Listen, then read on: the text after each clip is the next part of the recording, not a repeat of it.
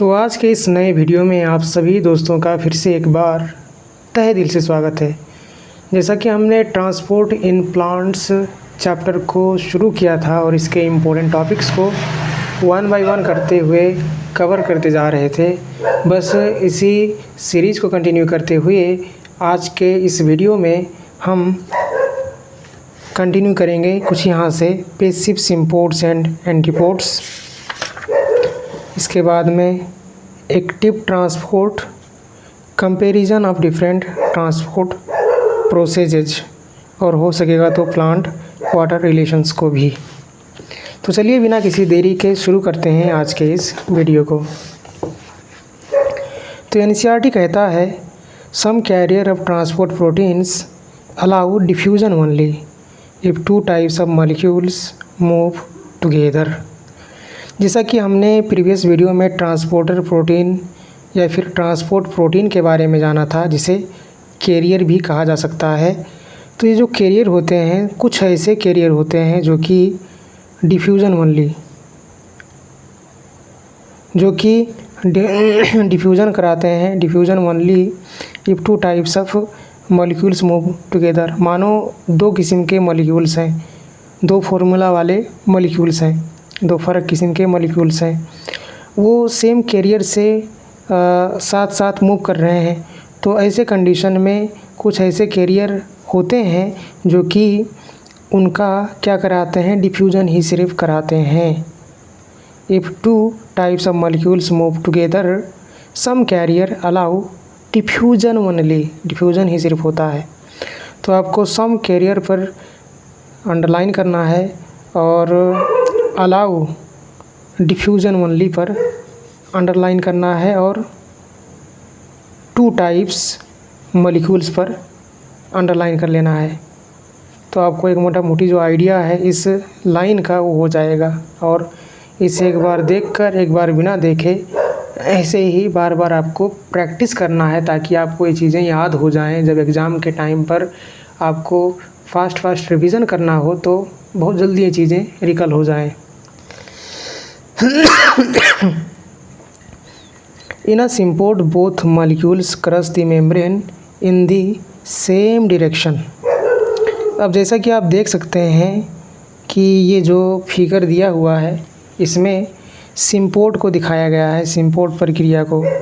तो सिम्पोड क्या होता है, मेम्ब्रेन से दो मॉलिक्यूल्स, दो फ़र्क किस्म के मॉलिक्यूल्स सेम डायरेक्शन में साथ साथ मूव करते हैं। तो यही कह रहा है कि both molecules cross the membrane in the same direction.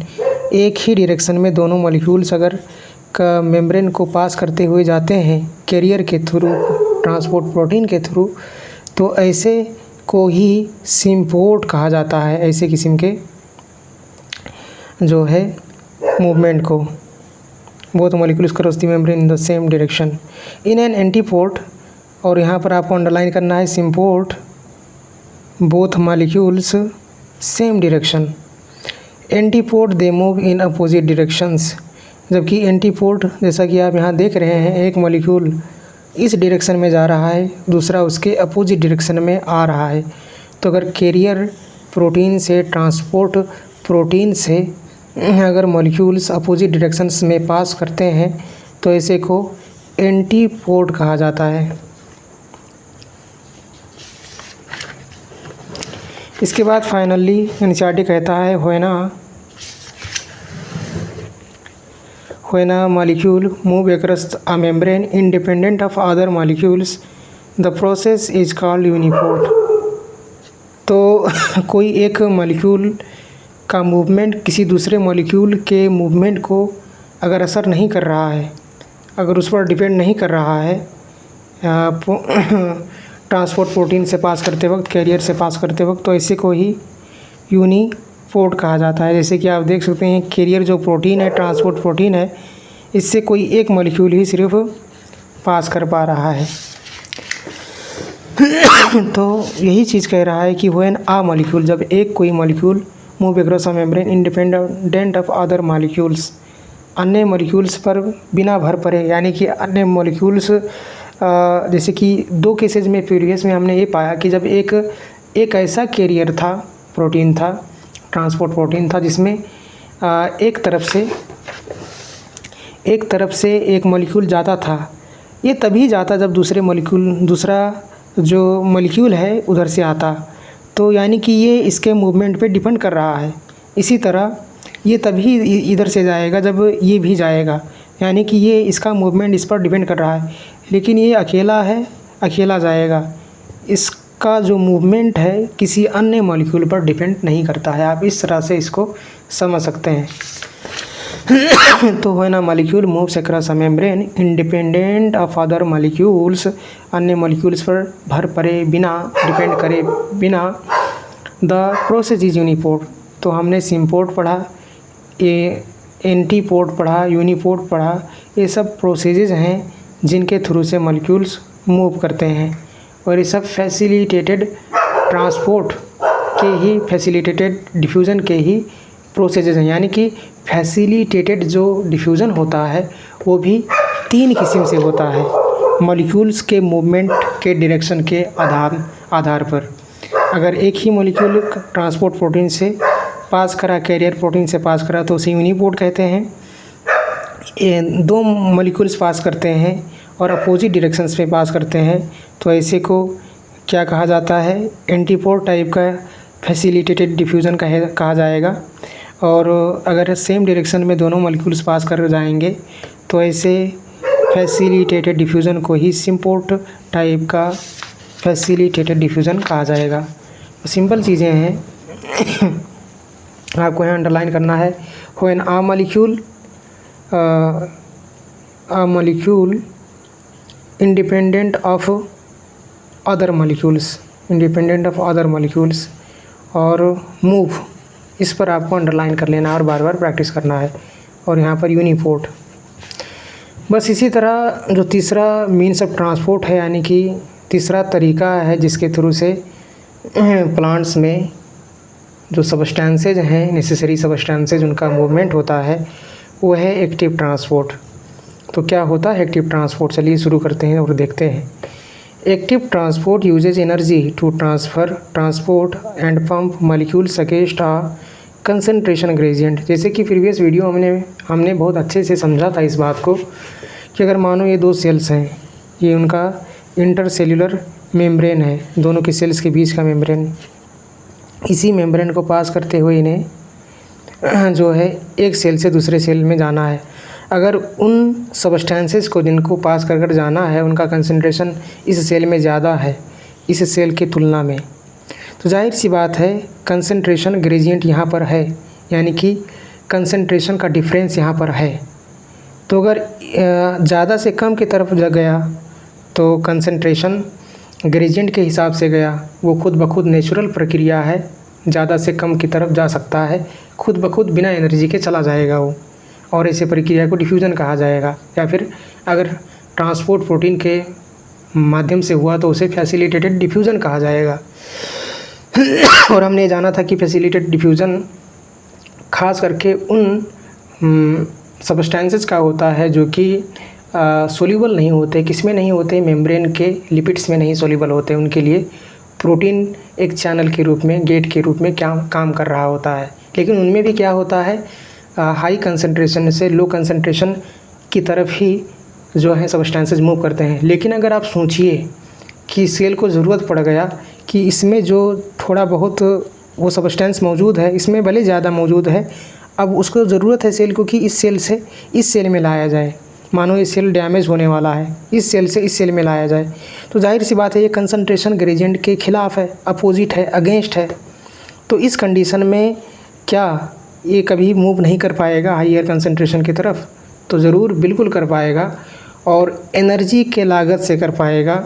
तो एनर्जी के लागत में अगर कंसंट्रेशन ग्रेडियंट के अपोजिट, अगेंस्ट जाकर अगर ट्रांसपोर्ट कराया जाता है, मॉलिक्यूल्स का ट्रांसपोर्ट होता है, तो ऐसे ट्रांसपोर्ट को ही एक्टिव ट्रांसपोर्ट कहा जाता है। तो आपको ख्याल रखना है 2-3 वर्ड्स, जैसे कि active transport, against concentration gradient. इस चीज़ को आपको क्या करना है, ध्यान में रखना है।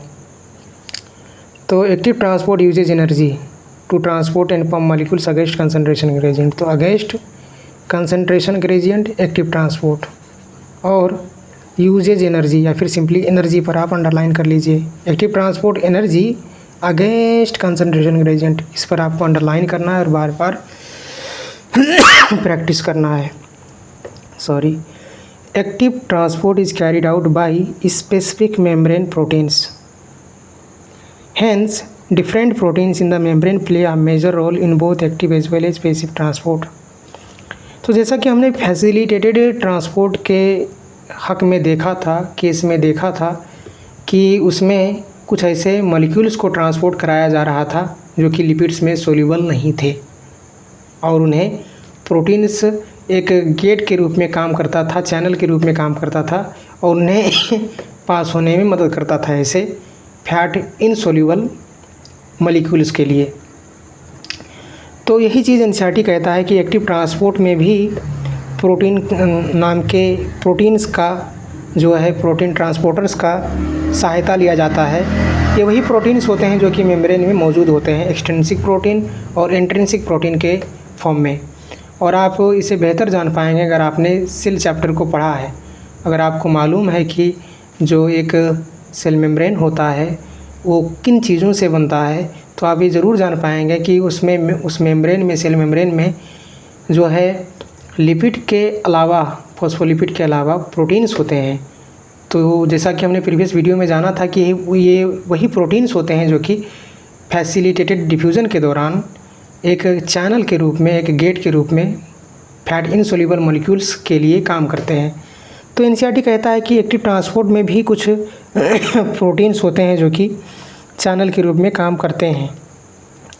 Active transport is carried out by specific membrane proteins, यहाँ साफ साफ कह रहा है, hence different proteins in the membrane play a major role in both active and as well as passive transport. तो चाहे एक्टिव ट्रांसपोर्ट हो, एक्टिव ट्रांसपोर्ट में भी proteins, transporter proteins in the membrane का इस्तेमाल हुआ, फैसिलिटेटेड डिफ्यूज़न जैसे passive process में भी इस्तेमाल हुआ। तो यानी कि जो प्रोटीन्स होते हैं मेम्ब्रेन के, वो एक्टिव और पैसिव दोनों ट्रांसपोर्ट में एक अहम किरदार निभाते हैं, रोल प्ले करते हैं। तो आपको अंडरलाइन करना है एक्टिव ट्रांसपोर्ट और प्रोटीन्स मेम्ब्रेन, उसके बाद में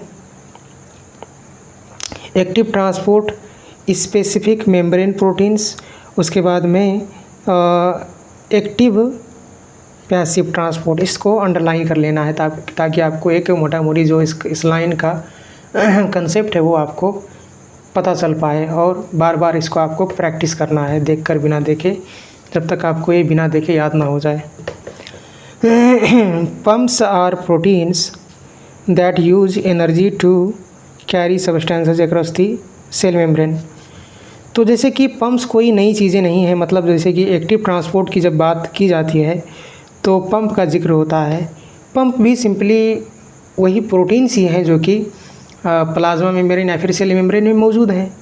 बस वो ऐसे किस्म के प्रोटीन्स होते हैं जो कि एनर्जी की सहायता से जो है कम कंसंट्रेशन के तरफ से हायर कंसंट्रेशन के तरफ मॉलिक्यूल्स का ट्रांसपोर्ट अलाउ करते हैं।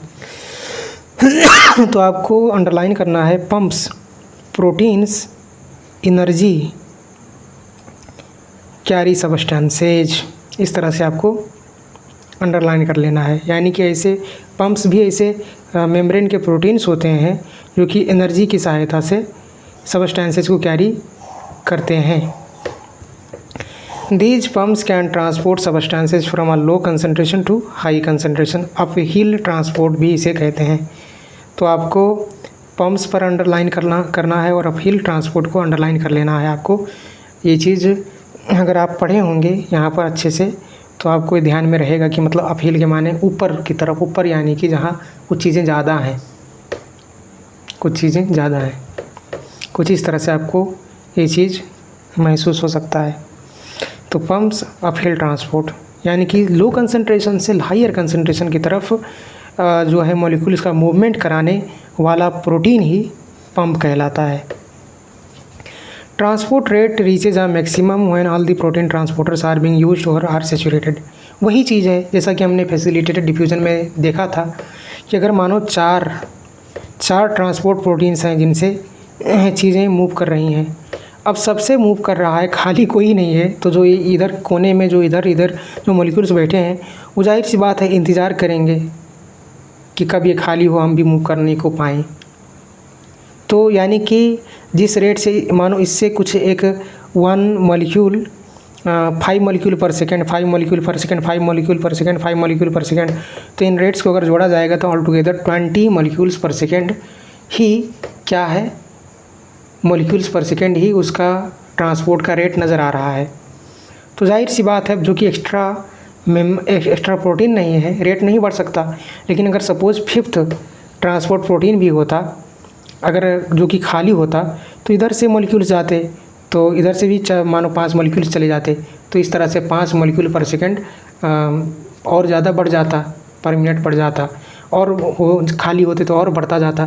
तो जब तक ये लोग भरे नहीं होते हैं, तब तक रेट बढ़ता जाता है ट्रांसपोर्ट का।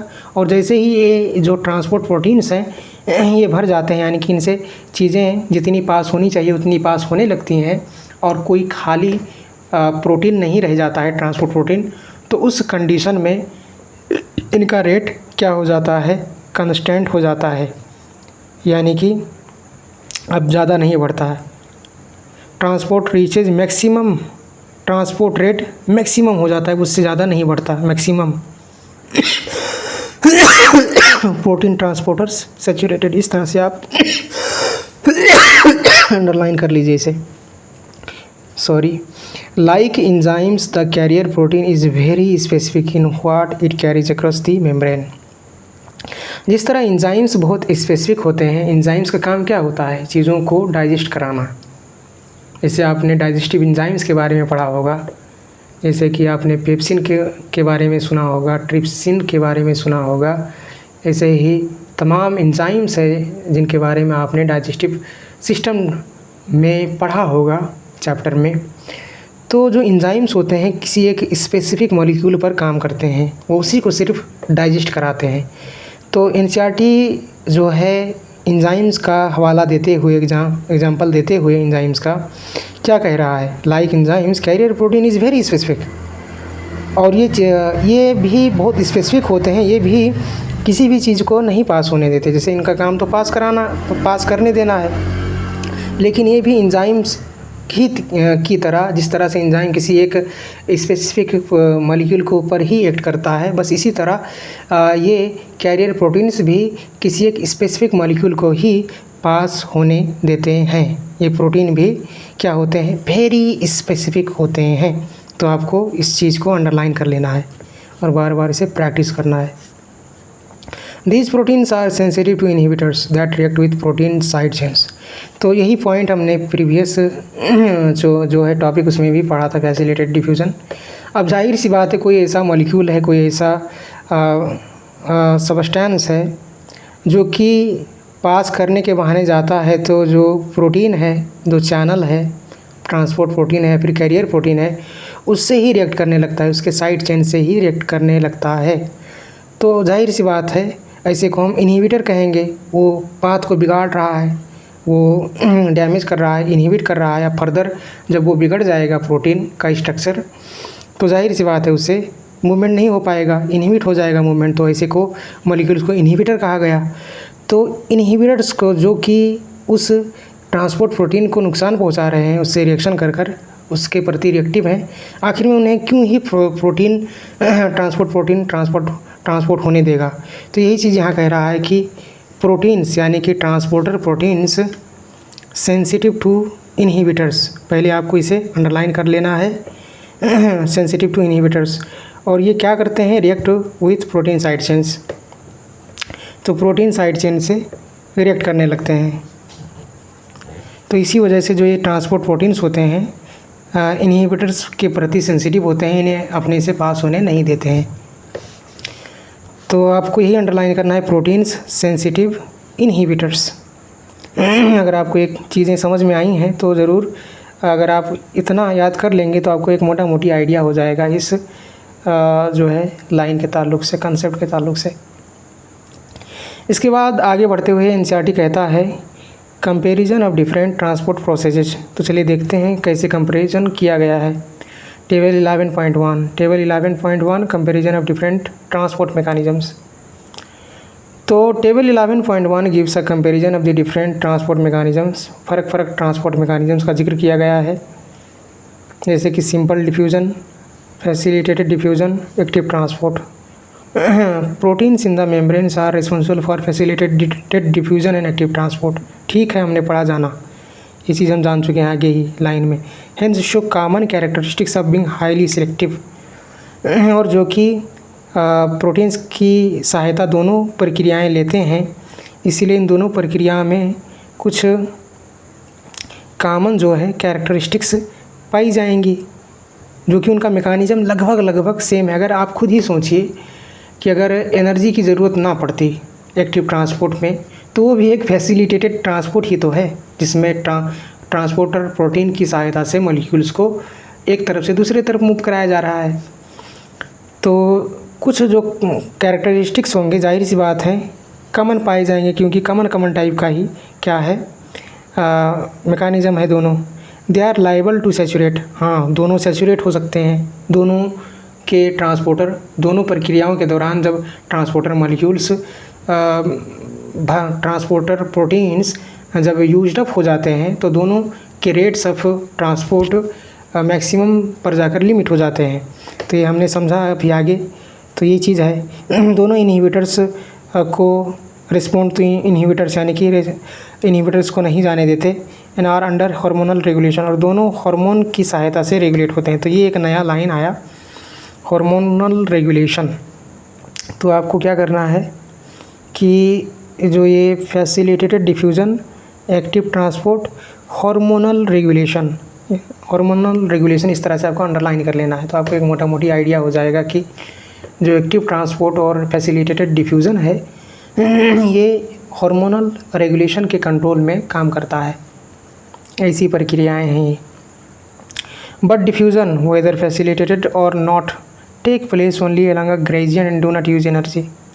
तो ये भी हम जान चुके हैं, डिफ्यूज़न की अगर बात करें, चाहे वो सिंपल डिफ्यूज़न हो चाहे फैसिलिटेटेड डिफ्यूज़न हो, दोनों में हाई कंसंट्रेशन से लोअर कंसंट्रेशन की तरफ मॉलिक्यूल्स खुद ब खुद मूव करते चले जाते हैं, उन्हें एनर्जी की ज़रूरत नहीं पड़ती मूव कराने के लिए।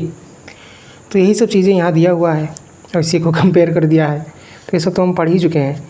से required special membrane protein, simple diffusion में ज़रूरत ही नहीं पड़ता, फैसिलिटेटेड में पड़ता है, एक्टिव में पड़ता है। हाईली सिलेक्टिव, दोनों ये सिलेक्टिव होते हैं, किन चीज़ों को जाने देना है, किन चीज़ों को नहीं जाने देना है, ये ट्रांसपोर्ट प्रोटीन्स तय करते हैं, इसलिए ये दोनों प्रक्रियाएं सिलेक्टिव होते हैं हाईली। ट्रांसपोर्ट सैचुरेट से दोनों क्या करते हैं, सैचुरेट हो जाते हैं, क्योंकि ट्रांसपोर्ट प्रोटीन्स जब भर जाते हैं, जितना उन्हें ट्रांसपोर्ट करना है उतना ट्रांसपोर्ट करने लगते हैं, उससे ज़्यादा वो ट्रांसपोर्ट नहीं कर पाते हैं।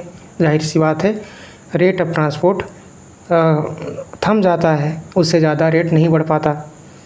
अपहिल ट्रांसपोर्ट में जैसे कि ही एक्टिव ट्रांसपोर्ट सिर्फ कराता है लोअर से हायर कंसंट्रेशन की तरफ। एटीपी की ज़रूरत, एनर्जी की ज़रूरत सिर्फ एक्टिव में पड़ती है। तो यही सब चीज़ें सिंपल चीज़ें दिया हुआ है। और इसके बाद में जैसा कि एक नया टॉपिक प्लांट वाटर रिलेशंस है, वाटर पोटेंशियल है, और यहाँ से 11.2.2 ऑस्मोसिस दिया हुआ है। तो एक लंबा टॉपिक है, चलिए इसे कंप्लीट करने की कोशिश करते हैं। प्लांट वाटर रिलेशंस को होने को तो 23 मिनट हो चुका है। Water is essential for all physiological activities of the plant and plays a very important role in all living organisms. तो फिजियोलॉजिकल एक्टिविटीज़ क्या होती हैं, जैसे कि ह्यूमन की अगर बात करें एग्जांपल के तौर पर, तो डाइजेशन क्या है, एक फिजियोलॉजिकल एक्टिविटी है। सर्कुलेशन क्या है, फिजियोलॉजिकल एक्टिविटी है। रेस्पिरेशन क्या है, फिजियोलॉजिकल एक्टिविटी है। तो इसी तरह प्लांट्स में भी रेस्पिरेशन होता है, प्लांट्स में भी जो है न्यूट्रिएंट्स का सर्कुलेशन होता है, ज़रूरी सब्सटेंसेज का और वाटर्स मिनरल्स का सर्कुलेशन होता है। ऐसे ही प्लांट्स में भी जो है चीज़ों को कन्वर्ट किया जाता है, तो इनमें भी जाहिर सी बात है फिजियोलॉजिकल एक्टिविटीज़ होते रहते हैं। तो वाटर इन सारे फिजियोलॉजिकल एक्टिविटीज़ में एक अहम किरदार निभाता है। आपको मालूम ही होगा कि अगर जो है क्या ना हो, अगर वाटर ना हो तो जो डाइजेशन ऑफ फूड है वो इनकम्प्लीट रह जाए, यानी कि डाइजेशन प्रॉपरली होगा ही नहीं। तो यहाँ पानी इस लाइन में पानी की एसेंशियलिटी यानी कि इम्पोर्टेंस बताने की कोशिश की जा रही है। Water essential all physiological activities, plants और लिविंग ऑर्गेनिजम्स में प्लांट्स एनिमल्स दोनों आए। Provides the medium in which most substances are dissolved. तो पानी एक सॉल्वेंट है, एक ऐसा मीडियम है जिसमें तमाम किस्म के सब्सटेंसेस घुल सकते हैं। तो यही चीज़ कहा जा रहा है, इसे एक यूनिवर्सल सॉल्वेंट भी माना जाता है। वो अक्सर चीज़ें इसमें घुल जाती हैं, इसलिए इसे यूनिवर्सल सॉल्वेंट माना जाता है इस मीडियम को। तो आपको अंडरलाइन करना है मोस्ट सब्सटेंसेस डिजल्व। ठीक है, यहाँ तक पानी का ही गुणगान हो रहा है, गुणगान। The protoplasm of the cells is nothing but water in which different molecules are dissolved and several particle suspended. अगर एक सेल को देखा जाए, अगर आपने सेल चैप्टर को पढ़ा होगा, सेल को देखा होगा, और जाहिर सी बात है अगर 11th में ना पढ़ा होगा तो जाहिर सी बात है 10 में तो पढ़ा होगा। इसमें 10 में भी हम सेल तो बहुत समय से पढ़ते आ रहे हैं। तो सेल में जो साइटोप्लाज्म होता है, अगर उनमें से मॉलिक्यूल्स को अगर साइड कर दिया जाए तो मिला जुला कर जो बचता है वो पानी ही तो होता है। जो प्रोटोप्लाज्म बचता है, जो लिक्विडी फ्लूइडी टाइप का चीज़ बचता है, चाहे वो न्यूक्लियस के अंदर हो, चाहे न्यूक्लियस और सेल मेम्ब्रेन के दरमियान हो, वो लिक्विडी चीज़ ही तो होता है। तो वाटर ही तो होता है जिसमें ये सारे मॉलिक्यूल्स, फ़र्क किस्म के मॉलिक्यूल्स और फ़र्क किस्म के पार्टिकल्स सस्पेंड होते हैं। तो यहाँ से भी आप जो है इम्पोर्टेंस महसूस कर सकते हैं पानी का। प्रोटोप्लाज्म, सेल्स, वाटर, इस तरह से आपको अंडरलाइन कर लेना है। यानी कि सेल्स के प्रोटोप्लाज्म भी तो वाटर ही तो हैं। A watermelon has over 92% water. Most herbaceous plant have only about 10 to 15% of its fresh weight as dry matter. Most herbaceous plants have only 10 to 15% of its fresh weight as dry matter. तो अक्सर करके जो herbaceous plants होते हैं, जैसे कि एक होता है हर्ब, यानी कि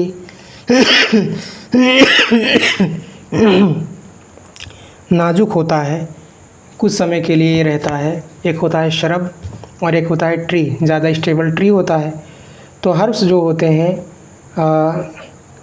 जो छोटे छोटे पौधे होते हैं जो कि कुछ समय के लिए रहते हैं, उसके बाद में वो क्या कहते हैं, उनका टाइम ख़त्म हो जाता है।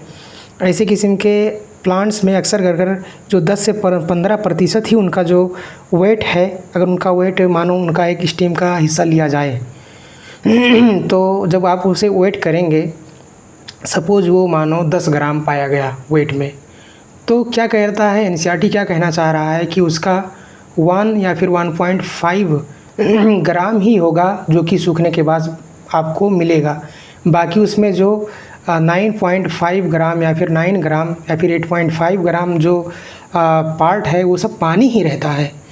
तो यही चीज़ कह रहा है कि मोस्ट ऑफ द हर्बेशियस जो प्लांट्स होते हैं उनमें 10 से 15% ही उसका फ्रेश वेट ड्राई मैटर के रूप में होता है। बाकी का जो वेट है उसमें पानी ही मौजूद होता है। 92% पानी होता है, जैसे कि वाटरमेलन का एग्जांपल दिया। तो वाटरमेलन 92% वाटर, उसके बाद में herbaceous plants 10 to 15% dry matter.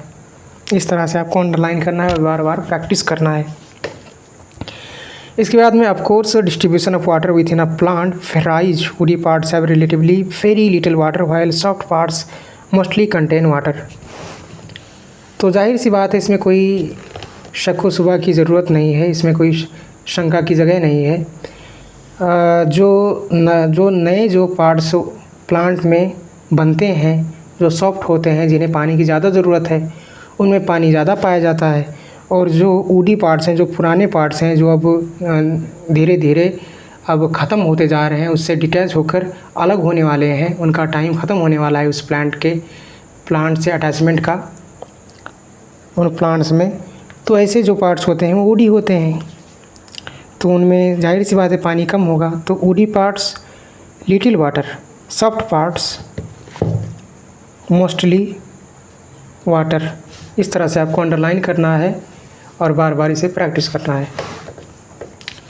इसके बाद में सीड में appear dry but it still has water, otherwise it would not be alive and respiring.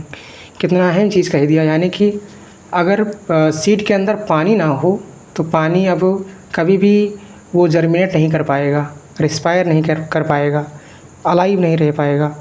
तो भले सीड बाहर से ड्राई नज़र आता रहा हो, लेकिन अक्सर सीड्स को जब अगर आप तोड़कर देखेंगे वेजिएबल सीड्स को, तो आप उसको जो है वेटी ही पाएंगे, भीजा ही पाएंगे, पानी मौजूद ही पाएंगे, मॉइस्चराइज्ड ही पाएंगे।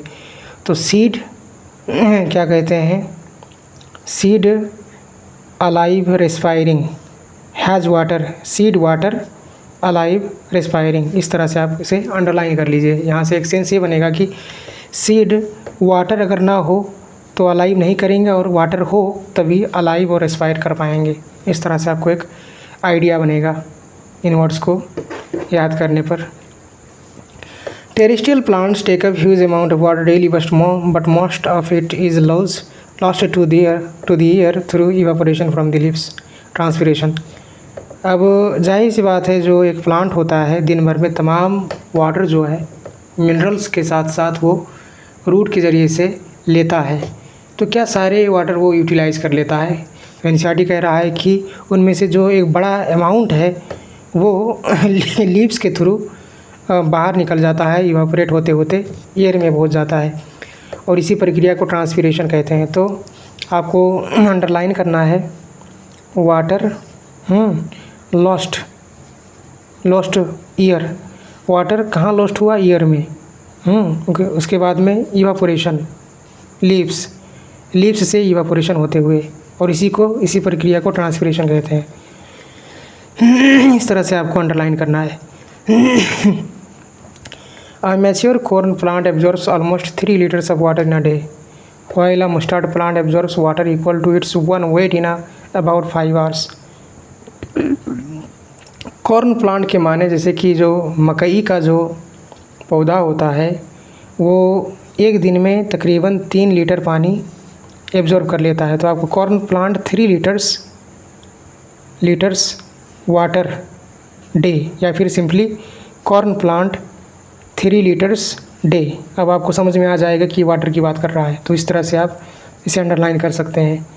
मुस्टार्ड प्लांट वाटर इक्वल वेट, अपने वेट के 1 वेट के इक्वल 5 आवर्स, 5 ही घंटे में अपने वेट के बराबर का पानी वो क्या करता है, एब्जॉर्ब कर सकता है, एब्जॉर्ब कर रहा होता है। Because of this high demand for water, it is not surprising that water is often the limiting factor for the plant growth and productivity in both agricultural and natural environments.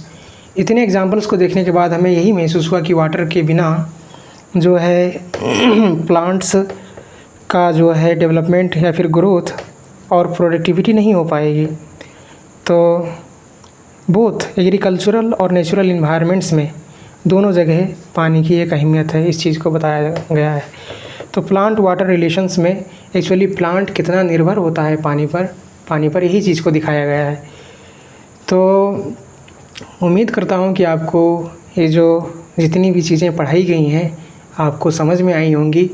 आपने जो underline करने को कहा है, जिसमें आपको महसूस हुआ होगा, जो आपको ज़रूरी महसूस किया होगा, आपने उसे अंडरलाइन भी किया होगा, और उसे आप बार बार प्रैक्टिस भी करेंगे ताकि बाद में ताकि आपको वो चीज़ें याद हो जाएं। जब एग्ज़ाम के टाइम आपको रिवाइज़ करना हो, एक ही दिन में 30 चैप्टर पढ़ना हो, तो उस वक्त 15-15 मिनट में एक चैप्टर आपको सरस्वती जो है वो ध्यान में आते जाएं। तो ये चीज़ है। अगर आपको कोई डाउट है तो आप ज़रूर पूछ सकते हैं कमेंट कर। कोई सजेशन है तो ज़रूर दें। आज के लिए इतना ही। Thank you.